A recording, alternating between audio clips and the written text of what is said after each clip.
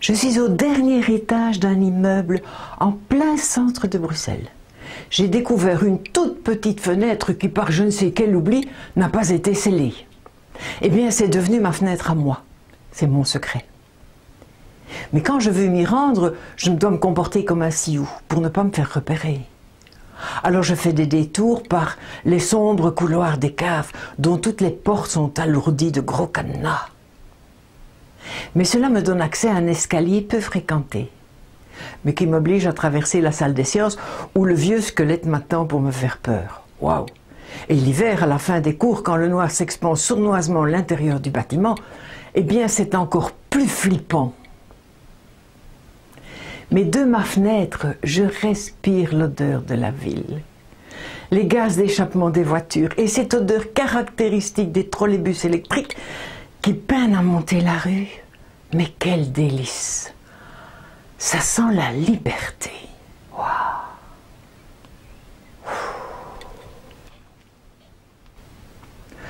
Quand j'ai pris ma dose, je me précipite vers le réfectoire, car nous sommes surveillés comme des repris de justice. On doit toujours être ensemble. Les 38 pensionnaires n'existent qu'ensemble. On nous recompte sans arrêt à chaque détour de couloir, à chaque changement d'espace. Et celle qui nous compte est une forme grise surmontée d'une coiffe blanche. C'est une forme impersonnelle qui ne parle pas. Elle frappe dans les mains pour nous rappeler à l'ordre. Cette forme ne marche pas non plus.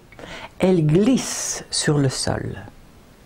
Heureusement, elle a une estafette sonore qui la précède. C'est son chapelet. Une sorte de grande corde à sauter avec des boules noires qui s'entrechoquent et l'ensemble soutient un crucifix qui, malgré les chocs, n'est pas encore parvenu à se libérer de sa croix.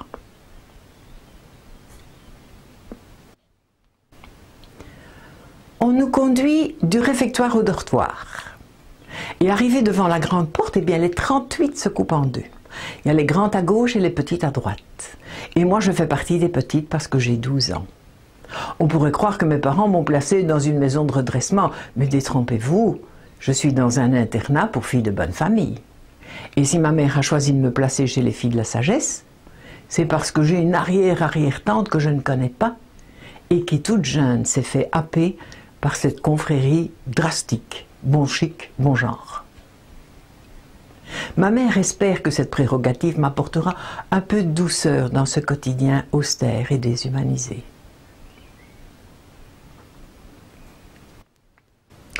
Le dortoir est un ensemble de petites cages mises dos à dos et fermées par un rideau. Si je vous disais que je n'ai jamais su le nom de la fille qui occupait la chambrée au dos de la mienne, alors qu'on aurait pu se dire bonsoir par au-dessus de la cloison, il suffisait de monter sur son lit.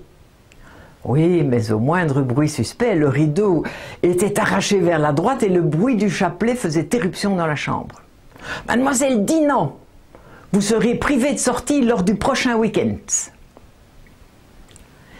Et comme ma mère s'était laissée convaincre qu'une sortie tous les 15 jours était bénéfique à mon éducation, je venais d'en prendre pour un mois. Un mois à aller sniffer la rue pour ne pas me pendre au bout d'une corde. Durant cette première année chez les filles de la sagesse, j'ai appris à obéir, à vivre en groupe, à mettre provisoirement mon ego en sommeil. Mais j'ai aussi découvert la manipulation. Comment obtenir une faveur alors que c'est interdit? Comment avoir des yeux d'ange quand la supérieure vous questionne alors que vous venez de déposer une boule puante sous son coussin dans la chapelle? Mais je cherchais mes repères et je découvrais les faiblesses de ces femmes ensevelies. Et je n'avais aucune difficulté à concevoir la partie cachée de ces icebergs. En cela, j'ai hérité de l'esprit contestataire et anarchiste de mon père, qui ne croit ni en Dieu ni au diable. En fait, c'est là la première fois que j'ai manifesté, pour la première fois, mes polarités. Pour ma mère, je devais apprendre à m'intégrer dans cette confrérie bien pensante de femmes extraordinaires et faire en sorte de me noyer dans la relation. C'est par l'obéissance et le don de soi, me disait-elle, qu'on crée une vie riche et généreuse. Alors que pour mon père, je devais apprendre à faire face à ces hypocrites pour développer mon ego et mon sens critique. Et mon sens critique, je l'ai développé, mais l'année suivante. Cette première année d'internement m'a permis d'asseoir les bases de ma personnalité. Dire toujours le fond de sa pensée, ne jamais tricher par convenance ou par convoitise. Lutter contre l'injustice. Aider ceux et celles qui en sont les victimes. Travailler. Avoir un projet de vie. Faire de sa vie une œuvre d'art. Toucher à tout, ne pas se mettre de limites. Savoir que ma liberté ne s'arrêtera que si j'empiète sur le territoire de l'autre.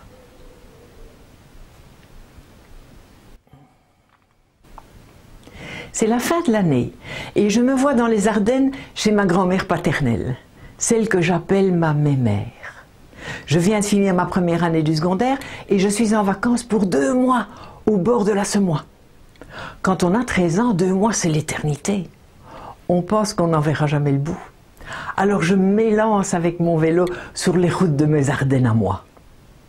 J'ai accroché des cartes à jouer sur les rayons avec des pinces à linge. Et ça pétarade quand je prends de la vitesse. Mais j'adore, j'adore. Cela me donne un sentiment de puissance et d'invulnérabilité. Je suis la reine de la route. Je me noie dans le vent. Et quelque chose me transporte à l'intérieur de moi. Je ressens les premiers émois de la puberté sans savoir que c'est cela qui m'arrive et je me surprends à regarder les garçons avec d'autres yeux. Mais j'enfuis aussitôt mes pensées car j'ai honte. Ces grandes vacances de mes 13 ans ressembleront aux grandes vacances des années passées, mis à part les 3 derniers jours dédiés à la fête du village. Entre 5 et 10 ans, je ne trouvais pas la fête du village très exaltante, car ma grand-mère, pour se faciliter la vie, eh bien, elle me prenait un abonnement à la chenille.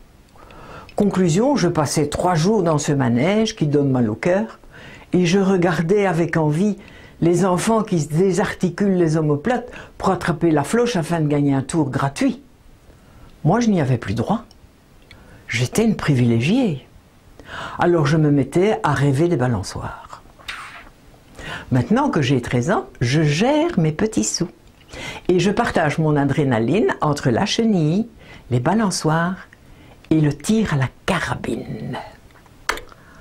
Et depuis hier, il y a une nouvelle tête dans le paysage. Elle est plantée au sommet d'une grande perche à haricots. La tête ne parle pas, ne sourit pas, elle me regarde. Moi qui suis taquine et qui n'ai pas ma langue dans ma poche, j'ai envie de le titiller.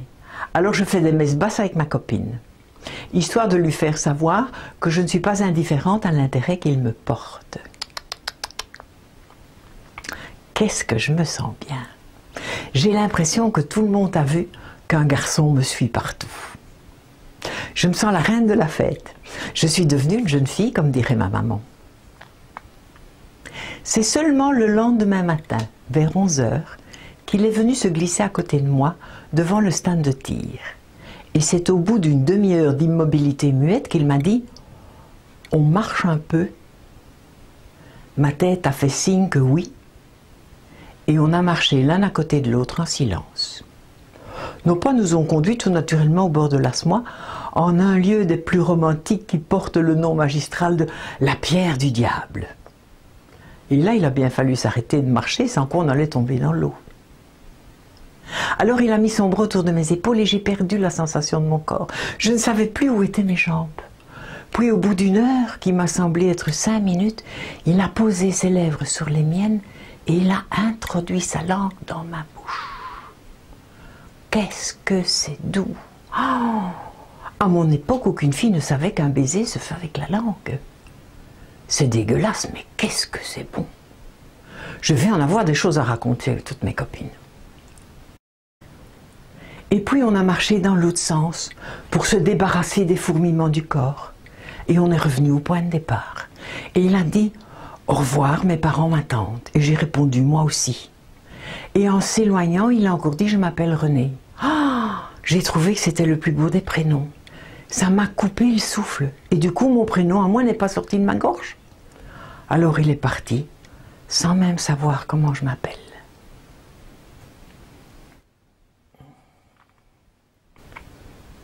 Il est 3 h de l'après-midi, je picore ce que ma grand-mère a réchauffé pour la 3e fois.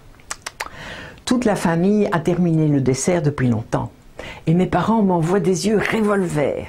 Ils veulent montrer aux oncles et aux tantes qu'ils ont le dessus sur moi. Mais je les laisse dans leur illusion de pouvoir. Ils ne savent pas que je viens de vivre la plus importante expérience de toute ma vie. Mais oui, je suis passée du sexe indéfini de l'enfance au sexe défini de femme. Et puis tout à coup, tout le monde m'embrasse et me souhaite bon retour. Les vacances sont terminées. Ma grand-mère verse des larmes de circonstance en appuyant sur la gâchette de son photobox Kodak pour immortaliser l'instant. Elle est la seule femme au village à avoir un appareil photo et elle le fait savoir à tout le monde. Puis mon père me pousse à l'arrière de la voiture. « Attends un petit peu, ma petite fille, qu'on soit à la maison, tu vas voir. » Quoi qu'il dise, cela ne m'atteint plus. Parce que dans ma bouche, je fais des ronds avec ma langue. Je caresse l'intérieur de mes joues et j'entre dans le paradis de la volupté.